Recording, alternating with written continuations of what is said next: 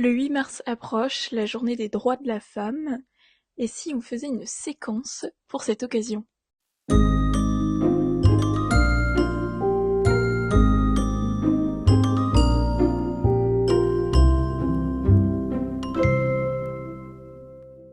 Premièrement, en vous présentant cette séquence, l'objectif c'est de vous donner des pistes, peut-être des idées de choses à faire avec les élèves, mais je sais, étant donné que c'est la première fois que je présente une séquence à l'échelle de YouTube, que cela pourra susciter des réactions, des critiques, aussi positives ou négatives soient-elles, et donc si vous le faites, n'hésitez pas, mais s'il vous plaît avec bienveillance, je ne prétends absolument pas vous dire quoi faire, je ne prétends pas détenir tout le savoir, vraiment, juste l'idée c'est vous présenter ce que je fais. Deuxièmement, cette séquence, je l'ai déjà faite l'année dernière, et puis déjà depuis l'année dernière, j'y ai apporté de nombreuses remédiations. Donc là, c'est la version de cette année que je vais vous présenter, mais voilà, il faut garder en tête qu'une séquence, ça évolue au fil des années, on voit ce qui fonctionne, et puis on modifie, puis en fait, d'une année à l'autre, ça peut énormément varier. Et enfin, cette séquence, elle a pour objectif de tendre, on va dire, vers une égalité homme-femme au sein des cours d'éducation musicale. Néanmoins, une seule séquence, on est d'accord, ça ne suffit pas à changer le monde, hein, voilà. Le mieux, ça reste quand même, dans l'idéal, de présenter des modèles de compositrices et de compositeurs de manière équivalente tout au long de l'année à travers les œuvres que vous diffusez à vos élèves. Nous allons donc pouvoir commencer. Premièrement, présentation dans les grandes lignes. La séquence, déjà, elle a pour problématique dans quelle mesure les pratiques et compositions musicales passées et actuelles reflètent-elles la situation des femmes dans la société? C'est une problématique un peu longue, un petit peu compliquée, et donc je l'adresse à une classe de 4e en cycle 4. Pour pouvoir répondre à cette problématique, j'ai articulé la séquence en 6 séances. J'en profite maintenant pour vous préciser que je me suis majoritairement appuyée sur l'ouvrage de Guillaume Kousmiki intitulé Les compositrices pour construire cette séquence. Bien sûr, j'ai croisé avec d'autres sources, mais principalement, c'est cet ouvrage tout de même qui m'a beaucoup aidé. Séance 1. Pour introduire la séquence, j'ai premièrement présenté aux élèves des frises chronologiques que j'ai pu retrouver dans différents cours d'éducation musicale que j'ai pu visiter par-ci par-là. Donc je présente ça aux élèves et je leur dis qu'est-ce qui, selon vous, peut choquer, qu'est-ce qui peut manquer également. Alors l'avantage c'est qu'aussi dans ma classe j'avais une frise chronologique qui correspondait aux critères que je souhaitais, et ces critères c'est une frise chronologique où il n'y a uniquement que des compositeurs.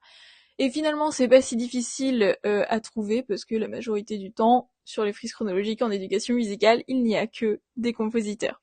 Donc, les élèves cherchent, ils débattent un peu entre eux, je trouve ça intéressant d'introduire de cette façon la séquence, ils connaissent pas du tout le thème, et au final, à chaque fois, il y a quand même au moins un élève, et quand je dis un, c'est surtout une élève, c'est très fréquent que ce soit une élève, qui se rende compte que, bien tout simplement, il n'y a aucune femme de représentée sur ces frises. Cette activité que j'apprécie beaucoup, je l'ai intitulée Déconstruire ensemble, et pourquoi je l'ai intitulée ainsi? Parce que justement, elle permet aux élèves de débattre autour de documents, et en fait, je la fais perdurer autour de la séquence, donc en fait, chaque séance va commencer par l'activité de déconstruire ensemble, et donc, vous verrez ça au fur et à mesure de la présentation. Après cette activité, l'objectif est de montrer aux élèves que les femmes ont principalement composé pour des petits ensembles et qu'elles ont donc principalement composé de la musique de chambre. Pour ce faire, je compare deux œuvres de deux frères et sœurs, Fanny Mendelssohn et Félix Mendelssohn. De ce fait, je diffuse aux élèves le trio avec piano 4e mouvement de Fanny Mendelssohn datant de 1847, à comparer avec le concerto pour piano numéro 1 de Félix Mendelssohn datant, ce coup-ci, de 1831. Je commence toujours avec une écoute sensible, le caractère, les émotions ressenties par les élèves, et ensuite l'objectif c'est de comparer donc les instruments présents, les effectifs, et aussi de cibler quel est l'instrument soliste. Grâce à cette séance, les élèves se dirigent vers la découverte ou la redécouverte de 3 notions de vocabulaire, musique de chambre, orchestre symphonique et soliste.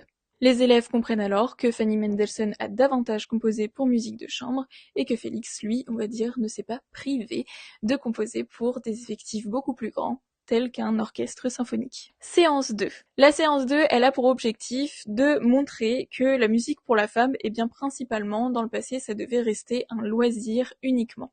Pour débuter cette séance 2, je réalise mon activité Déconstruire ensemble et cette fois-ci, je présente aux élèves les premières phrases de différentes biographies trouvées dans l'encyclopédie Universalis. L'objectif est que les élèves comprennent que les femmes sont souvent décrites comme des confidentes, des muses, des femmes inspirantes, mais des femmes qui inspirent surtout les hommes. Et donc aussi l'objectif c'est de comprendre que les femmes sont souvent rapportées à ces hommes. Clara Schumann va être décrite comme la femme de Robert Schumann. Également pour Fanny Mendelssohn, eh bien elle va être la confidente de son frère. C'est donc ce que les élèves doivent comprendre dans cette activité. Ensuite, je poursuis ma séance avec la diffusion de la chronique d'Aliette Lalleux sur Fanny Mendelssohn. Je fais ensuite lire aux élèves des commentaires de Félix Mendelssohn, donc le frère de Fanny, et de Abraham Mendelssohn, donc le père cette fois. L'objectif c'est que les élèves saisissent que, eh bien, à cette époque-là, les hommes de la famille, bien que ce soit l'entourage proche, avaient tendance un peu à réfréner les talents de Fanny Mendelssohn, et surtout, il l'a ramené encore, eh bien, à son rôle de mère, et il n'approuve pas forcément le fait que Fanny veuille faire de la musique son métier. Séance 3. Les femmes et leur corps dans leur pratique instrumentale. Je débute avec l'activité Déconstruire ensemble. Cette fois, je diffuse aux élèves l'œuvre Mesdames de Grand Corps Malade, qui est donc un slam. Pourquoi j'ai choisi de diffuser cette œuvre? Eh bien, tout simplement parce que elle se veut féministe, en fait, cette œuvre. En fait, elle a été composée dans l'objectif de défendre justement les droits de la femme. Mais je la trouve un peu maladroite dans certains des propos choisis. Je ne veux me mettre absolument personne à dos, j'apprécie vraiment Grand Corps Malade, mais en effet je trouve qu'il y a certains propos qui pourraient être nuancés et peut-être un peu critiqués. Par exemple, je cite « Derrière chaque homme important se cache une femme qui l'inspire ». Donc on revient encore à cette notion de femme qui est derrière l'homme et qui néanmoins a cette notion d'inspiration. Ensuite, on a aussi vous êtes nos muses, nos influences, notre motivation et nos vices. Et ensuite, pour terminer, je pourrais également citer ceci. Pour celles qui cumulent plusieurs emplois et sans sourciller, celui qu'elles ont dans la journée est le plus grand, mère au foyer. Voilà. Bref, donc du coup, les élèves, l'objectif, c'est que vu qu'ils ont déjà eu les activités Déconstruire ensemble des séances précédentes, c'est qu'ils arrivent justement à décortiquer et à trouver ces petits termes qui peuvent être un peu ambivalents. Mais l'objectif, c'est pas du tout de descendre le slam, hein, vraiment. Je leur dis que l'objectif de l'album entier de Grand Corps Malade, c'était justement de faire honneur aux femmes, mais que parfois, eh bien, ça peut être un petit peu maladroit. Voilà. La séance 3 se poursuit avec la diffusion de l'œuvre Londonderry Air d'Edward Elgar, mon accent, joué par Beatrice Harrison, enregistrée par un gramophone dans son jardin en 1927.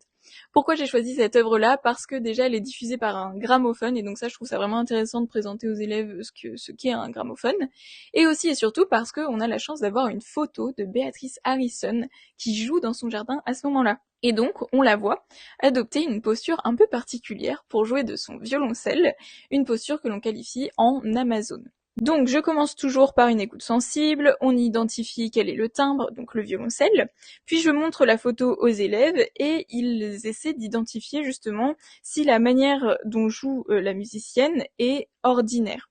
Et donc souvent ils arrivent à cibler qu'en effet il y a cette posture de la jambe qui est placée derrière le violoncelle qui est un peu particulière. Donc ensuite on aborde le sujet de pourquoi Beatrice Harrison adopterait cette posture. L'objectif c'est que les élèves saisissent qu'à l'époque c'était un geste qui était mal vu et que du coup les femmes elles trouvaient des moyens pour contourner un peu les interdits et donc elles ne se privaient pas, Beatrice Harrison, de jouer du violoncelle, mais pour contourner un peu les choses qui étaient mal vues, elle plaçait sa jambe différemment. Ensuite, je cherche avec les élèves quels seraient les autres instruments qui pourraient poser problème. Les élèves arrivent facilement à identifier la harpe parce que c'est quasiment la même position entre guillemets, mais que le violoncelle.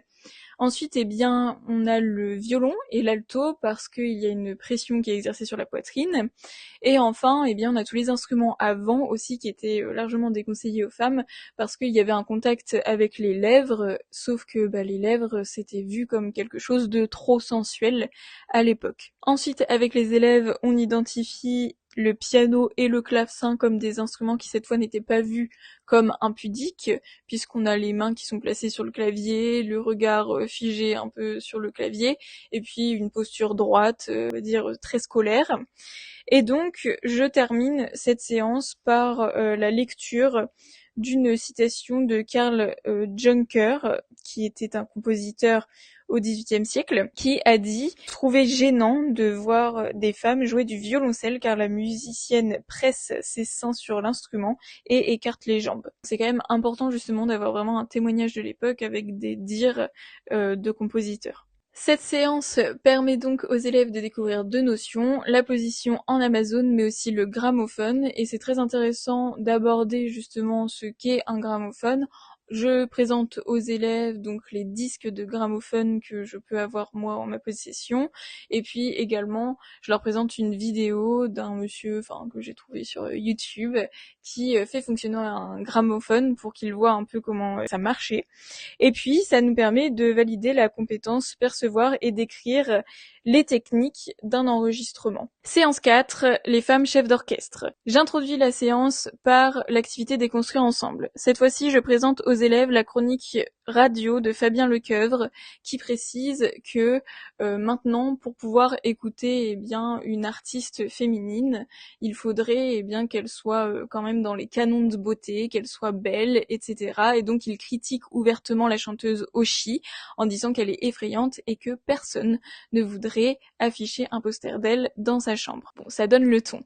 Si vous êtes curieux, n'hésitez pas à aller voir. Ensuite, je demande aux élèves justement de relever les propos de Fabien Lecoeuvre qui sont choquants, en quoi c'est problématique. Bon, généralement ça va assez vite. Et je leur présente juste après la réponse d'Oshi parce que elle a répondu à cette attaque en fait de Fabien Lecoeuvre sur Combini, et donc les élèves arrivent à corréler en fait leur réponse précédente avec ce que Oshi décrit ensuite. Et c'est intéressant parce qu'après je dis aux élèves vous pouvez écouter la chanson d'Oshi qui s'appelle Effrayante, parce que en fait elle en a totalement fait une chanson, et c'est d'autant plus intéressant, je trouve que ça mène les élèves un peu à la curiosité. J'espère qu'ils creusent un peu chez eux et qu'ils vont écouter justement cette chanson d'Oshi. Revenons-en à nos moutons pour cette séance 4, les femmes chefs d'orchestre. Je présente aux élèves le parcours de Glace Marcano qui a gagné le concours La Maestra de Paris en septembre 2020 et qui est la première chef d'orchestre noire à se produire en France. Elle est vénézuélienne. Elle a dirigé notamment une œuvre de Dvorak que je diffuse aux élèves. L'objectif, c'est que les élèves ciblent encore l'écoute sensible, les émotions transmises par l'œuvre, les instruments, mais aussi et surtout qu'ils prennent conscience que le tempo, donc la vitesse de la pulsation, varie énormément. Donc on a des rallentando, des accelerando, et donc de comprendre surtout l'intérêt du chef d'orchestre, que vraiment le chef d'orchestre est très important, notamment dans ces moments-là où le tempo varie autant. Donc on en vient au pourcentage de femmes en France qui sont chefs d'orchestre, et donc je précise aux élèves que finalement il n'y a que 4% de chefs d'orchestre qui sont des femmes en fait en France. Ensuite, je leur fais lire toujours des petits commentaires très satisfaisants. Par exemple, le chef d'orchestre autrichien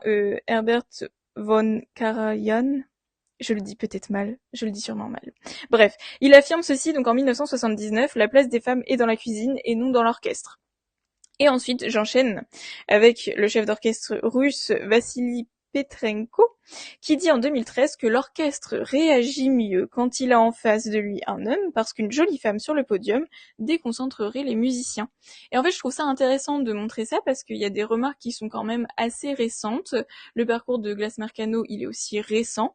Et donc, les élèves, ils prennent conscience que, en fait, tout n'est pas joué. On évolue, certes, dans la société vers le mieux niveau égalité, mais c'est toujours très difficile d'y accéder à cette égalité. Grâce à cette séance, les élèves, ils utilisent les notions de vocabulaire, chef d'orchestre, accelerando et rallentando. Séance 5, indignation des femmes, chansons féministes. Activité déconstruire ensemble, cette fois-ci je présente une photographie de Juliette Armanet qui est enceinte sur scène, et je diffuse aussi sa réaction face à des commentaires qui étaient négatifs justement par rapport au fait qu'elle soit enceinte et sur scène, parce que certains spectateurs ont pu dire que ça mettait en cause la santé du futur enfant, donc le bébé qui était dans son ventre. Juliette Armanet y répond en disant que les femmes sont maîtres de leur corps et que si elles sentent que eh bien elles peuvent faire des choses en étant enceintes, elles le font, tandis que d'autres ne se sentent pas du tout capables parce qu'elles ont des difficultés dans leur grossesse, etc. Mais elle dit que c'est libre à chacun et que ça ne peut pas être critiquable entre guillemets. Ensuite donc j'enchaîne avec les chansons féministes. Je présente aux élèves La Femme, composée par Barbara Pravi en 2021. C'est très intéressant parce que dans cette chanson, on a Barbara Pravi qui précise ceci, je cite, qu'on me demande sans cesse ce qui compose pour moi les mélodies que je fredonne, comme si on n'était pas fini, comme s'il y avait toujours besoin d'un homme. Donc, écoute sensible, l'intensité, le timbre, et ensuite, eh bien, ce qui est intéressant aussi dans cette chanson, c'est qu'on retrouve vraiment les origines de Barbara, qui est donc Barbara Pievic, d'origine serbe et iranienne, et donc c'est intéressant aussi de découvrir un peu ses côtés orientalisants. Les élèves découvrent cette chanson féministe et je leur pose la question, à votre avis, est-ce que les chansons féministes c'est quelque chose de tout nouveau du XXIe siècle? Pour répondre à cette question, ou confirmer ou non leur supposition, eh bien je leur diffuse la Marseillaise des Cotillons de Louise de Chaumont datant de 1848. J'ai cité aussi quelques paroles de chansons que je leur place sur leur fiche de séquence. Ensuite on a 1929 Non la fidélité de Germaine Taillefer et en 1971 L'hymne des femmes. On a comme notion de vocabulaire musique engagée et chansons féministes et en fait ça met un peu un terme à cette séquence. Séance 6. C'est la fin des activités déconstruire ensemble, donc il n'y en a pas pour la séance 6. Je me concentre sur la conclusion, donc la réponse à la problématique, et aussi une fiche de mémorisation de tout le vocabulaire vu pendant la séquence. Le projet musical. Ce projet musical, il s'appuie sur la chanson La Grenade de Clara Luciani, et donc l'objectif c'est d'abord en classe entière d'apprendre aux élèves ce chant, puis toujours en classe entière de leur apprendre à battre la mesure, puisqu'on avait bien cette notion au sein de la séquence de chef d'orchestre. Donc ils apprennent une battue à 4 temps, basique. Et ensuite, l'objectif, c'est donc de les évaluer sur cette capacité à maintenir une pulsation. Et par petits groupes, ils vont devoir se diriger entre eux sur seulement un passage de la chanson sélectionnée, le refrain, et donc vraiment qu'ils arrivent justement à être des chefs d'orchestre et à diriger sur le refrain le reste de leur groupe, donc généralement des groupes de 3 ou 4, et donc on a le chef d'orchestre qui va battre la mesure et se concentrer vraiment sur le ressenti de la pulsation, et les autres vont le suivre selon la pulsation qu'il impose. Cette séquence, elle comprend également un travail de recherche. En effet, je débute ma séquence en présentant aux élèves des frises chronologiques qui n'illustrent uniquement que des compositeurs. Donc l'objectif, c'est que les élèves, ils remédient à cela. Je leur donne un travail de recherche qui consiste à remplir certaines informations, des petites fiches d'identité sur des compositeurs et des compositrices. Et à la fin, je réserve un pan de mon mur au sein de ma classe pour pouvoir justement accrocher toutes ces petites cartes d'identité selon les périodes musicales. Et au final, on a une frise chronologique avec des compositeurs et des compositrices grâce au labeur des élèves. Donc c'est très intéressant parce que déjà il y a vraiment un travail collaboratif puisque chaque élève va disposer d'un profil différent de compositeur ou de compositrice. C'est-à-dire que par exemple au sein de mes 3 classes de 4e, il ne va pas y avoir 3 frises chronologiques, il va y avoir une seule frise chronologique et il ne va pas y avoir 2 élèves au sein de ces 3 classes de 4e qui vont avoir le même profil de compositeur ou de compositrice. C'est-à-dire que chaque élève dispose vraiment de sa fiche d'identité à remplir. Et donc à la fin, on a une grande frise chronologique et ce qui est bien, c'est que ça pousse la curiosité des élèves des classes différentes de voir un peu justement quels étaient les profils de leurs camarades. Je vous remercie donc d'avoir regardé cette vidéo. J'espère que ça vous donnera envie de faire votre propre séquence sur les femmes musiciennes. Peut-être que vous récupérez certaines idées si vous les avez trouvées bonnes, qui sait. Et puis voilà, on se dit à bientôt sur YouTube. Restez connectés et abonnez-vous si ce contenu vous plaît. À bientôt.